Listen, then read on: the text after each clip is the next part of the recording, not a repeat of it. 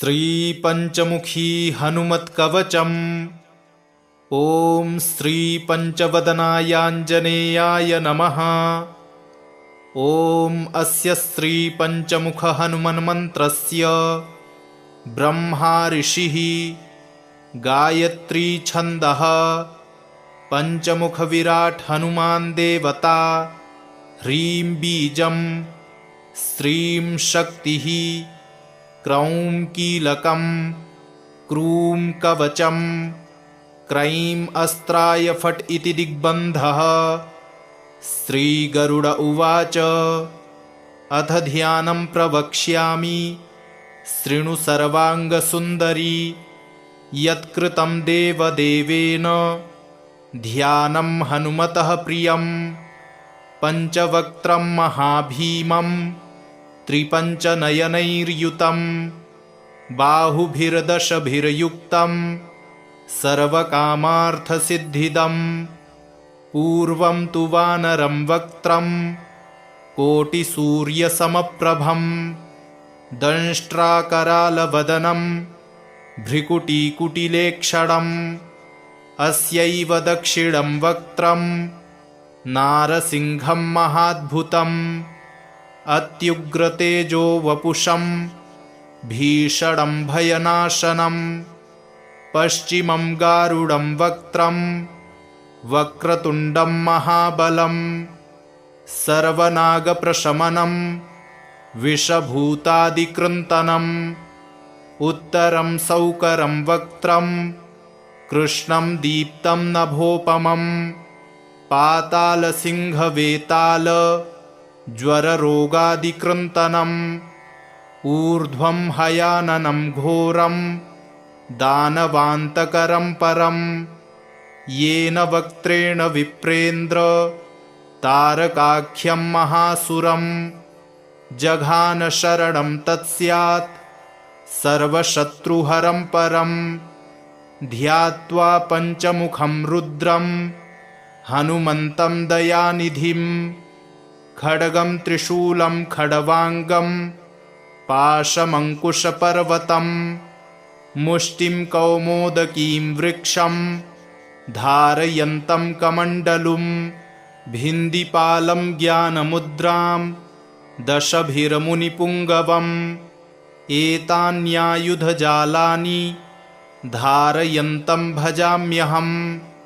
प्रेतासनोपविष्टं तं सर्वाभरणभूषितं दिव्यमाल्याम्बरधरं दिव्यगन्धानुलेपनं सर्वाश्चर्यमयं देवं हनुमद्विश्वतोमुखं।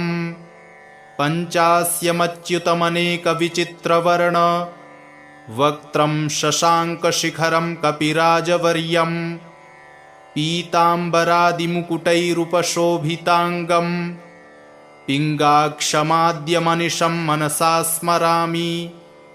मर्कटेशं महोत्साहं सर्वशत्रुहरं परं शत्रुसंहर मां रक्ष श्रीमन्नापदमुद्धर। ॐ हरिमर्कटमर्कटमन्त्रमिदं परिलिख्यति लिख्यति वामतले यदि नश्यति नश्यति शत्रुकुलं यदि मुञ्चति मुञ्चति वामलता।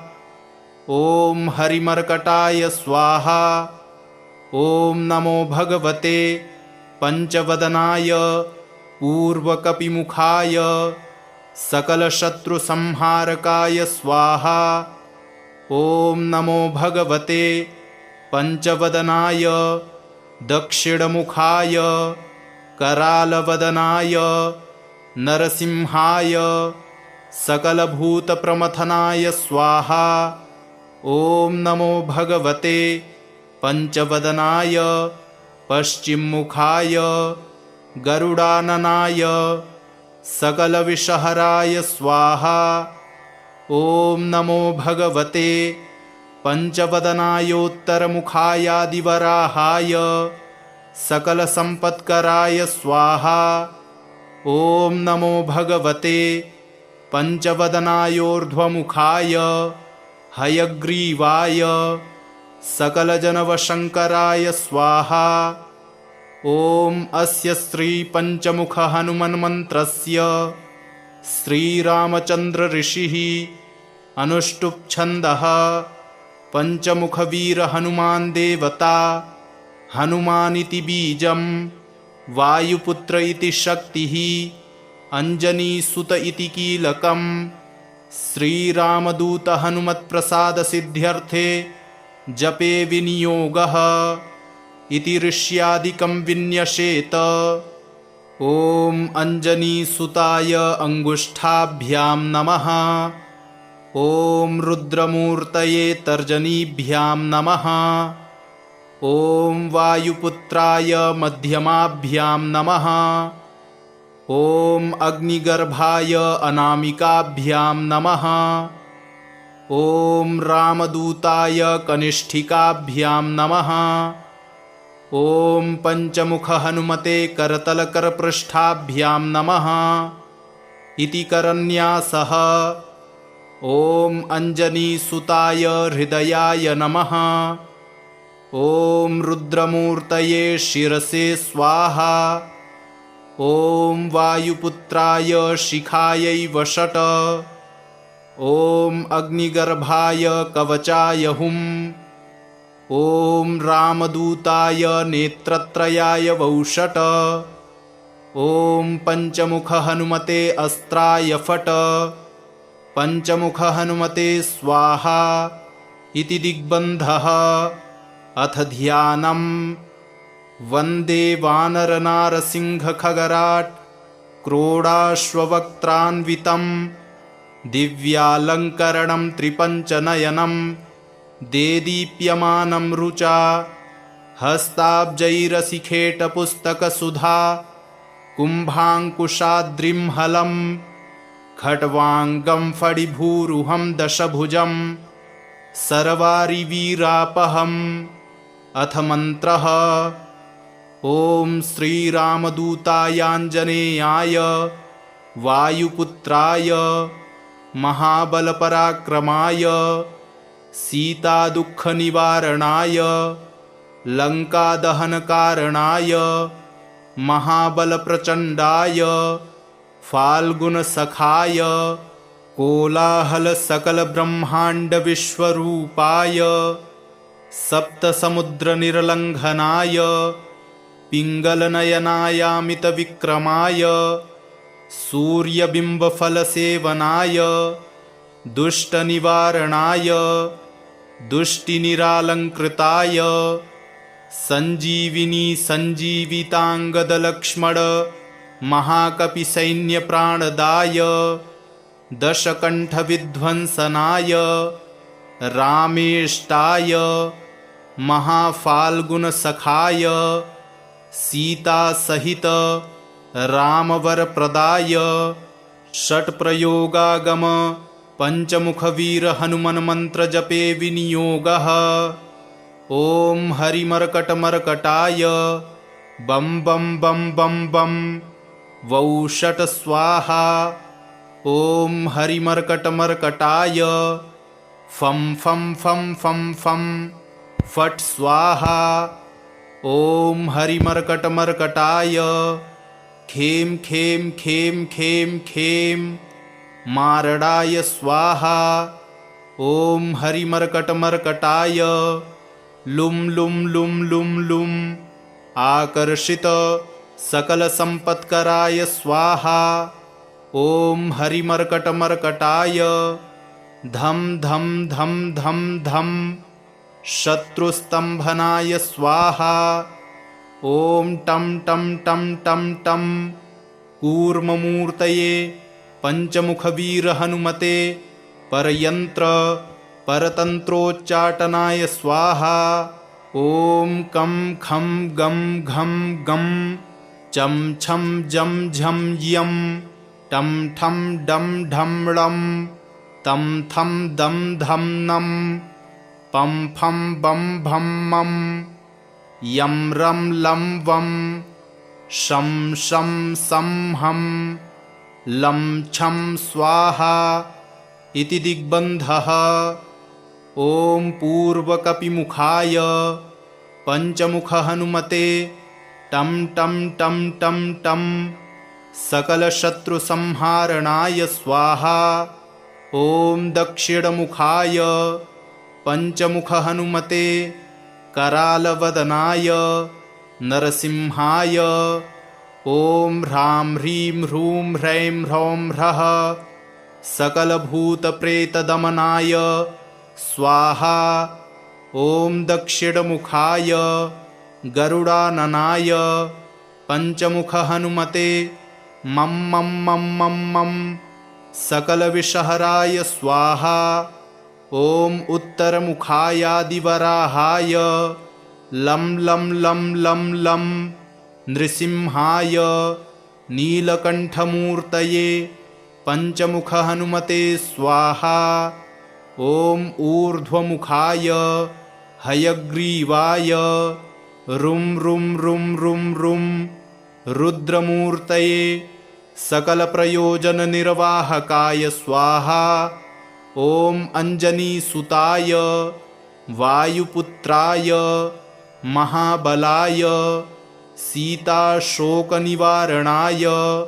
श्रीरामचन्द्रकृपापादुकाय महावीर्यप्रमथनाय ब्रह्माण्डनाथाय कामदाय पञ्चमुखवीरहनुमते स्वाहा। भूतप्रेतपिशाच ब्रह्मराक्षस शाकिनी डाकिन्यन्तरिक्षग्रह परयन्त्र परतन्त्रोच्चाटनाय स्वाहा। सकलप्रयोजननिर्वाहकाय पञ्चमुखवीरहनुमते श्रीरामचन्द्रवरप्रसादाय जं जं जं जं जं स्वाहा। इदं कवचं पठित्वा तु महाकवचं पठेन्नरः एकवारं जपेत् स्तोत्रं सर्वशत्रुनिवारणं द्विवारं तु पठेन्नित्यं पुत्रपौत्रप्रवर्धनं त्रिवारं च जपेन्नित्यं सर्वसम्पत्करं शुभं चतुर्वारं पठेन्नित्यं सर्वरोगनिवारणं पञ्चवारं पठेन्नित्यं सर्वलोकवशङ्करं षड्वारं च पठेन्नित्यं सर्वदेववशङ्करं सप्तवारं पठेन्नित्यं सर्वसौभाग्यदायकम् अष्टवारं पठेन्नित्यं मिष्टकामार्थसिद्धिदं नववारं पठेन्नित्यं राजभोगमवाप्नुयात् दशवारं पठेन्नित्यं त्रैलोक्यज्ञानदर्शनं रुद्रावृत्तिं पठेन्नित्यं सर्वसिद्धिर्भवेद्ध्रुवं निर्बलो रोगयुक्तश्च महाव्याध्यादिपीडितः कवचस्मरणेनैव महाबलमवाप्नुयात्। ॐ श्रीपञ्चवदनायाञ्जनेयाय नमः। ॐ अस्य श्रीपञ्चमुखहनुमन्मन्त्रस्य ब्रह्मा ऋषिः गायत्री छन्दः पञ्चमुखविराट् हनुमान् देवता ह्रीं बीजं श्रीं शक्तिः क्रौं कीलकं क्रूं कवचं क्रैं अस्त्राय फट् इति दिग्बन्धः। श्रीगरुड उवाच अथ ध्यानं प्रवक्ष्यामि शृणु सर्वाङ्गसुन्दरी यत्कृतं देवदेवेन ध्यानं हनुमतः प्रियं पञ्चवक्त्रं महाभीमं त्रिपञ्चनयनैर्युतं बाहुभिर्दशभिर्युक्तं सर्वकामार्थसिद्धिदं पूर्वं तु वानरं वक्त्रं कोटिसूर्यसमप्रभं दंष्ट्राकरालवदनं भ्रिकुटीकुटिलेक्षणम् अस्यैव दक्षिणं वक्त्रं नारसिंहं महाद्भुतम् अत्युग्रतेजो वपुषं भीषणं भयनाशनं पश्चिमं गारुडं वक्त्रं वक्रतुण्डं महाबलं सर्वनागप्रशमनं विषभूतादिकृन्तनं उत्तरं सौकरं वक्त्रं कृष्णं दीप्तं नभोपमं पातालसिंहवेताल ज्वररोगादिकृन्तनम् ऊर्ध्वं हयाननं घोरं दानवान्तकरं परं येन वक्त्रेण विप्रेन्द्र तारकाख्यं महासुरं जघान शरणं तत्स्यात् सर्वशत्रुहरं परं ध्यात्वा पञ्चमुखं रुद्रं हनुमन्तं दयानिधिं खड्गं त्रिशूलं खड्वाङ्गं पाशमङ्कुशपर्वतं मुष्टिं कौमोदकीं वृक्षं धारयन्तं कमण्डलुं भिन्दिपालं ज्ञानमुद्रां दशभिर्मुनिपुङ्गवम् एतान्यायुधजालानि धारयन्तं भजाम्यहं प्रेतासनोपविष्टं तं सर्वाभरणभूषितं दिव्यमाल्याम्बरधरं दिव्यगन्धानुलेपनं सर्वाश्चर्यमयं देवं हनुमद्विश्वतोमुखं पञ्चास्यमच्युतमनेकविचित्रवर्ण वक्त्रं शशाङ्कशिखरं कपिराजवर्यं पीताम्बरादिमुकुटैरुपशोभिताङ्गं पिङ्गाक्षमाद्यमनिशं मनसा स्मरामि मर्कटेशं महोत्साहं सर्वशत्रुहरं परं शत्रुसंहर मां रक्ष श्रीमन्नापदमुद्धर। ॐ हरिमर्कटमर्कटमन्त्रमिदं परिलिख्यति लिख्यति वामतले यदि नश्यति नश्यति शत्रुकुलं यदि मुञ्चति मुञ्चति वामलता। ॐ हरिमर्कटाय स्वाहा। ॐ नमो भगवते पञ्चवदनाय ऊर्वकपिमुखाय सकलशत्रुसंहारकाय स्वाहा। ॐ नमो भगवते पञ्चवदनाय दक्षिणमुखाय करालवदनाय नरसिंहाय सकलभूतप्रमथनाय स्वाहा। ॐ नमो भगवते पञ्चवदनाय पश्चिममुखाय गरुडाननाय सकलविषहराय स्वाहा। ॐ नमो भगवते पञ्चवदनायोत्तरमुखायादिवराहाय सकलसम्पत्कराय स्वाहा। ॐ नमो भगवते पञ्चवदनायोर्ध्वमुखाय हयग्रीवाय सकलजनवशङ्कराय स्वाहा। ॐ अस्य श्रीपञ्चमुखहनुमन्मन्त्रस्य श्रीरामचन्द्रऋषिः अनुष्टुप्छन्दः पञ्चमुखवीरहनुमान् देवता हनुमानिति बीजं वायुपुत्र इति शक्तिः अञ्जनीसुत इति कीलकं श्रीरामदूतहनुमत्प्रसादसिद्ध्यर्थे जपे विनियोगः इति ऋष्यादिकं विन्यसेत। ॐ अञ्जनीसुताय अङ्गुष्ठाभ्यां नमः। ॐ रुद्रमूर्तये तर्जनीभ्यां नमः। ॐ वायुपुत्राय मध्यमाभ्यां नमः। ॐ अग्निगर्भाय अनामिकाभ्यां नमः। ॐ रामदूताय कनिष्ठिकाभ्यां नमः। ॐ पञ्चमुखहनुमते करतलकरपृष्ठाभ्यां नमः इति करन्यासः। ॐ अञ्जनीसुताय हृदयाय नमः। ॐ रुद्रमूर्तये शिरसे स्वाहा। ॐ वायुपुत्राय शिखायै वषट। ॐ अग्निगर्भाय कवचाय हुम्। ॐ रामदूताय नेत्रत्रयाय वौषट। ॐ पंचमुख हनुमते अस्त्राय फट। पंचमुख हनुमते स्वाहा इति दिग्बन्धः। अथ ध्यानम्।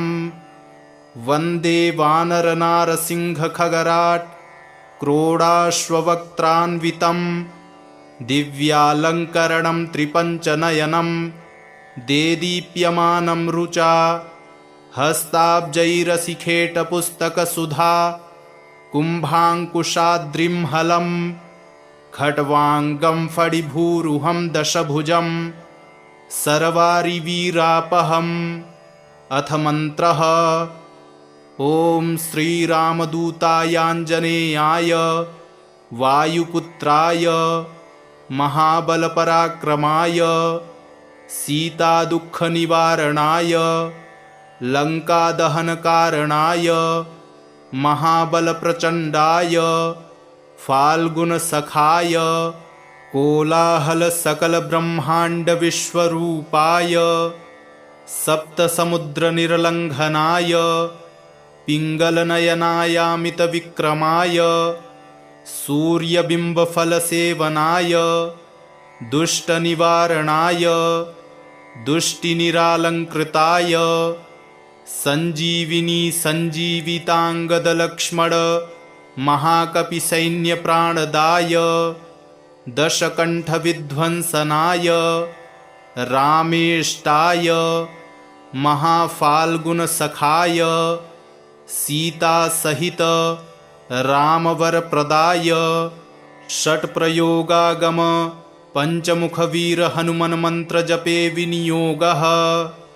ॐ हरिमर्कटमर्कटाय बं बं बं बं बं वौषट स्वाहा। ॐ हरिमर्कटमर्कटाय फं फं फं फं फं फट् स्वाहा। ॐ हरिमर्कटमर्कटाय खें खें खें खें खें मारडाय स्वाहा। ॐ हरिमर्कटमर्कटाय लुं लुं लुं लुं लुं आकर्षित सकलसम्पत्कराय स्वाहा। ॐ हरिमर्कटमर्कटाय धं धं धं धं धं शत्रुस्तम्भनाय स्वाहा। ॐ टं टं टं टं टं कूर्ममूर्तये पंचमुखवीरहनुमते परयन्त्र परतन्त्रोच्चाटनाय स्वाहा। ॐ कं खं गं घं गं चं छं जं झं यं टं ठं डं ढं ळं तं थं दं धं नं पं फं बं भं मं यं रं लं वं शं शं सं हं लं छं स्वाहा इति दिग्बन्धः। ॐ पूर्वकपिमुखाय पंचमुख हनुमते टं टं टं टं टं सकलशत्रुसंहारणाय स्वाहा।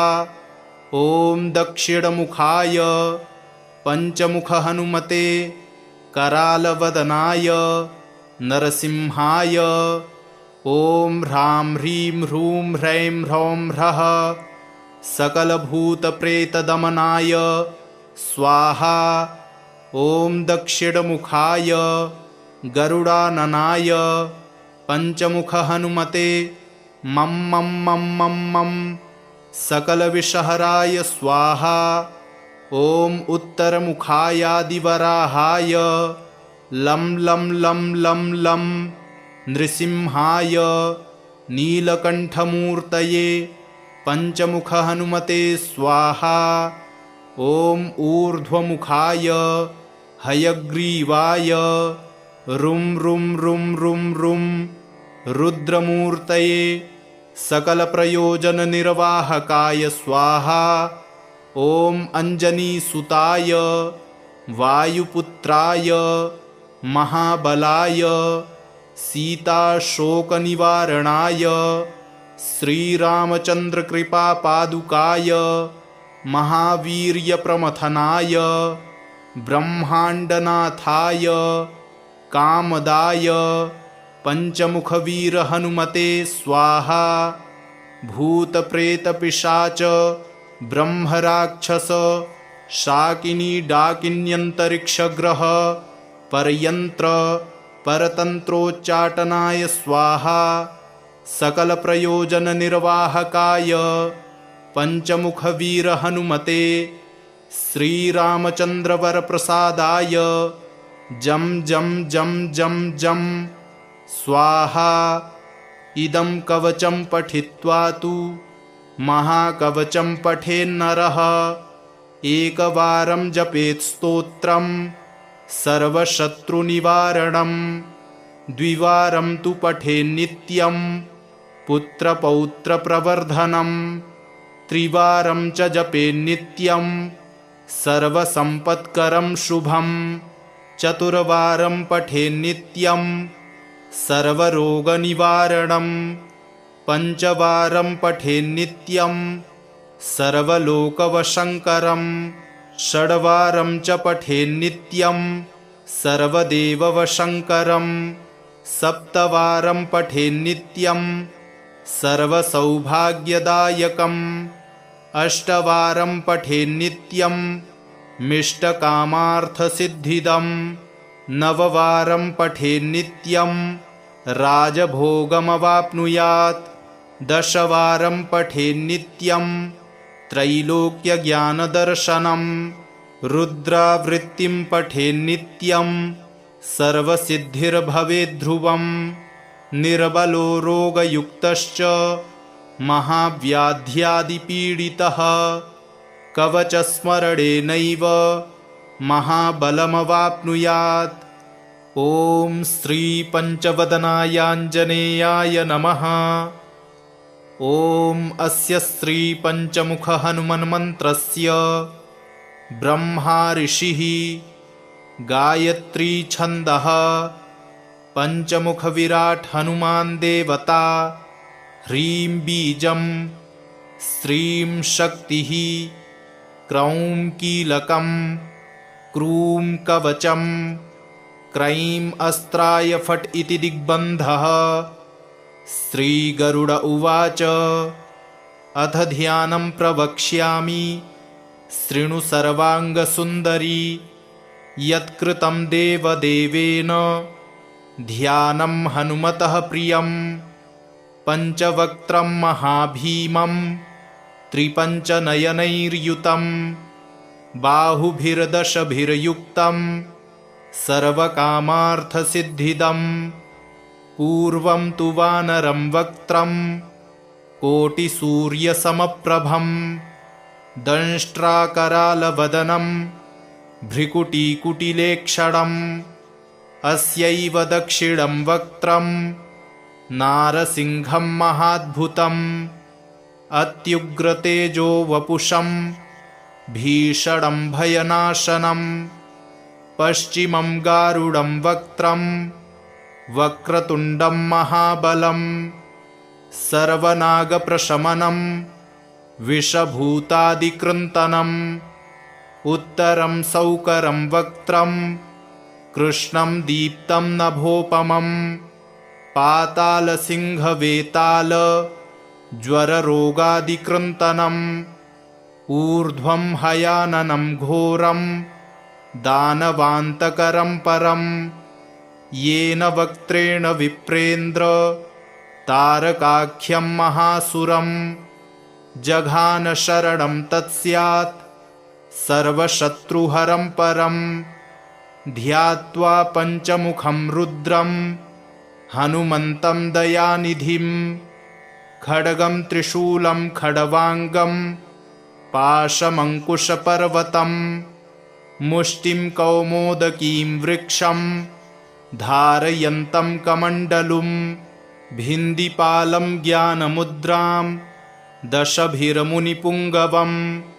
एतान्यायुधजालानि धारयन्तं भजाम्यहम्। प्रेतासनोपविष्टं तं सर्वाभरणभूषितं।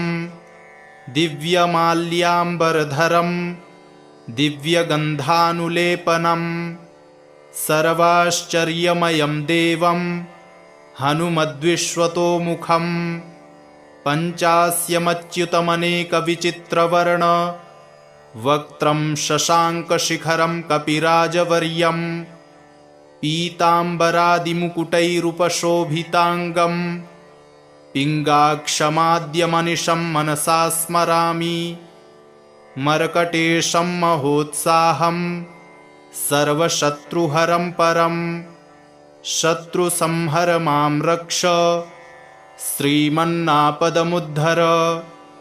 ॐ हरिमर्कटमर्कटमन्त्रमिदं परिलिख्यति लिख्यति वामतले यदि नश्यति नश्यति शत्रुकुलं यदि मुञ्चति मुञ्चति वामलता। ॐ हरिमर्कटाय स्वाहा। ॐ नमो भगवते पञ्चवदनाय पूर्वकपिमुखाय सकलशत्रुसंहारकाय स्वाहा। ॐ नमो भगवते पञ्चवदनाय दक्षिणमुखाय करालवदनाय नरसिंहाय सकलभूतप्रमथनाय स्वाहा। ॐ नमो भगवते पञ्चवदनाय पश्चिममुखाय गरुडाननाय सकलविषहराय स्वाहा। ॐ नमो भगवते पञ्चवदनायोत्तरमुखायादिवराहाय सकलसम्पत्कराय स्वाहा। ॐ नमो भगवते पञ्चवदनायोर्ध्वमुखाय हयग्रीवाय सकलजनवशङ्कराय स्वाहा। ॐ अस्य श्रीपञ्चमुखहनुमन्मन्त्रस्य श्रीरामचन्द्र ऋषिः अनुष्टुप् छन्दः पञ्चमुखवीरहनुमान् देवता हनुमानिति बीजं वायुपुत्र इति शक्तिः अञ्जनीसुत इति कीलकं श्रीरामदूतहनुमत्प्रसादसिद्ध्यर्थे जपे विनियोगः इति ऋष्यादिकं विन्यसेत। ॐ अञ्जनीसुताय अङ्गुष्ठाभ्यां नमः। ॐ रुद्रमूर्तये तर्जनीभ्यां नमः। ॐ वायुपुत्राय मध्यमाभ्यां नमः। ॐ अग्निगर्भाय अनामिकाभ्यां नमः। ॐ रामदूताय कनिष्ठिकाभ्यां नमः। ॐ पञ्चमुखहनुमते करतलकरपृष्ठाभ्यां नमः इति करन्यासः। ॐ अञ्जनीसुताय हृदयाय नमः। ॐ रुद्रमूर्तये शिरसे स्वाहा।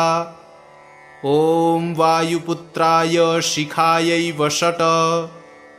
ॐ अग्निगर्भाय कवचाय हुम्। ॐ रामदूताय नेत्रत्रयाय वौषट्। ॐ पञ्चमुखहनुमते अस्त्राय फट्। पञ्चमुखहनुमते स्वाहा इति दिग्बन्धः। अथ ध्यानम्। वन्दे वानरनारसिंहखगराट् क्रोडाश्ववक्त्रान्वितं दिव्यालङ्करणं त्रिपञ्चनयनं देदीप्यमानं रुचा हस्ताब्जैरसिखेटपुस्तकसुधा कुम्भाङ्कुशाद्रिं खट्वाङ्गं फणिभूरुहं दशभुजं सर्वारिवीरापहम्। अथ मन्त्रः। ॐ श्रीरामदूतायाञ्जनेयाय वायुपुत्राय महाबलपराक्रमाय सीतादुःखनिवारणाय लङ्कादहनकारणाय महाबलप्रचण्डाय फाल्गुनसखाय कोलाहलसकलब्रह्माण्डविश्वरूपाय सप्तसमुद्रनिर्लङ्घनाय पिङ्गलनयनायामितविक्रमाय सूर्यबिम्बफलसेवनाय दुष्टनिवारणाय दुष्टिनिरालङ्कृताय संजीविनी संजीवितांगद महाकपि सैन्य प्राणदाय दशकंठ विध्वंसनाय रामेष्टाय महाफाल्गुन सखाय सीता सहित रामवर प्रदाय षट्प्रयोगागम पंचमुख वीर हनुमन मंत्र जपे विनियोगः। ओम हरिमर्कटमर्कटाय बम बम बम बम बम वौषट स्वाहा। ओम हरिमर्कटमर्कटाय फम फम फम फम फम फट स्वाहा। ओम हरिमर्कटमर्कटाय खेम खेम खेम खेम खेम मारडाय स्वाहा। ओम हरिमर्कटमर्कटाय लुम लुम लुम लुम लुम आकर्षित सकल संपत्कराय स्वाहा। ओम हरिमर्कटमर्कटाय धम धम धम धम धम शत्रुस्तंभनाय स्वाहा। ओम टम टम टम टम टम कूर्ममूर्तये पंचमुख वीर हनुमते परयंत्र परतंत्रोच्चाटनाय स्वाहा। ओम कं खं गं घं गं चं छं जं झं यं टं ठं डं ढं ळं तं थं दं धं नं पं फं बं भं मं यं रं लं वं शं शं सं हं लं छं स्वाहा इति दिग्बन्धः। ओम पूर्वकपिमुखाय पंचमुख हनुमते टम टम टम टम टम सकल शत्रु संहारणाय स्वाहा। ओम दक्षिणमुखाय पंचमुख हनुमते करालवदनाय नरसिंहाय। ओम ह्रां ह्रीं ह्रूं ह्रैं ह्रौं ह्रः सकलभूतप्रेतदमनाय स्वाहा। ओम दक्षिणमुखाय गरुडाननाय पंचमुख हनुमते मं मं मं मं मं सकलविषहराय स्वाहा। ओम उत्तरमुखायादिवराहाय लं लं लं लं लं नृसिंहाय नीलकंठमूर्तये पंचमुख हनुमते स्वाहा। ओम ऊर्ध्वमुखाय हयग्रीवाय रुं रुं रुं रुं रुं रुद्रमूर्तये सकलप्रयोजननिर्वाहकाय स्वाहा। ओम अंजनीसुताय वायुपुत्राय महाबलाय सीताशोकनिवारणाय श्रीरामचन्द्रकृपापादुकाय महावीर्यप्रमथनाय ब्रह्माण्डनाथाय कामदाय पंचमुखवीर हनुमते स्वाहा। भूतप्रेतपिशाच ब्रह्मराक्षस शाकिनी डाकिन्यन्तरिक्षग्रह परयंत्र परतंत्रोच्चाटनाय स्वाहा। सकल प्रयोजन निर्वाहकाय पंचमुख वीर हनुमते श्रीरामचंद्रवर प्रसादाय जम जम जम जम जम स्वाहा। इदं कवचं पठित्वा तु महाकवचं पठेन्नरः एकवारं जपेत् स्तोत्रं सर्वशत्रुनिवारणं द्विवारं तु पठेन्नित्यं पुत्रपौत्रप्रवर्धनं त्रिवारं च जपेन्नित्यं सर्वसम्पत्करं शुभं चतुर्वारं पठेन्नित्यं सर्वरोगनिवारणं पंचवारं पठेन्नित्यं सर्वलोकवशङ्करं षड्वारं च पठेन्नित्यं सर्वदेववशङ्करं सप्तवारं पठेन्नित्यं सर्वसौभाग्यदायकम् अष्टवारं पठेन्नित्यं मिष्टकामार्थसिद्धिदम् नववारं पठेन्नित्यं राजभोगमवाप्नुयात् 10वारं पठेन्नित्यं त्रैलोक्यज्ञानदर्शनं रुद्रावृत्तिं पठेन्नित्यं सर्वसिद्धिर्भवेद्ध्रुवं निर्बलो रोगयुक्तश्च महाव्याध्यादिपीडितः कवचस्मरणेनैव महाबलमवाप्नुयात् इति श्रीसुदर्शनसंहितायां श्रीरामचन्द्रसीताप्रोक्तं श्रीपञ्चमुखहनुमत्कवचं सम्पूर्णम्।